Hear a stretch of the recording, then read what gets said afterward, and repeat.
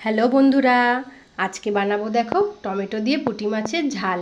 এখানে আমি বেশ কিছুটা পুঁটি মাছ নিয়ে এসেছিল। মাছগুলো কিন্তু বেশ বড়ই ছিল। ভালো করে ধুয়ে নুন হলুদ আর সামান্য সর্ষের তেল দিয়ে মাখিয়ে রেখেছি। এদিকে মশলার জন্য দেখো জিরে রাঁধুনি আর কিছুটা পোস্ত আর কাঁচা লঙ্কা দিয়ে ভালো করে বেটে নিয়েছি। ওখান থেকে কিছুটা মশলা, তেল, নুন হলুদ আর কাশ্মীর লঙ্কার গুঁড়ো দিয়ে ভালো করে মাছটা মাখিয়ে নিয়েছিলাম।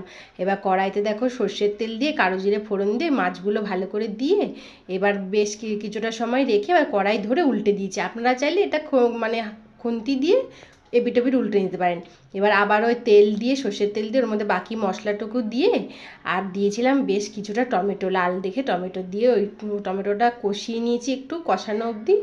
তারপরে কষে গেলে জল দিয়ে ওর মধ্যে মাছগুলো ছাড়িয়ে মানে সুন্দর করে সাজিয়ে দিয়েছি। এতে কিন্তু মাছগুলো গোটা গোটা থাকে, ভেঙে যায় না। তারপরে কাঁচা লঙ্কা ধনেপাতা দিয়ে নামিয়ে নিয়েছি টমেটো পুঁটি মাছের ঝাল।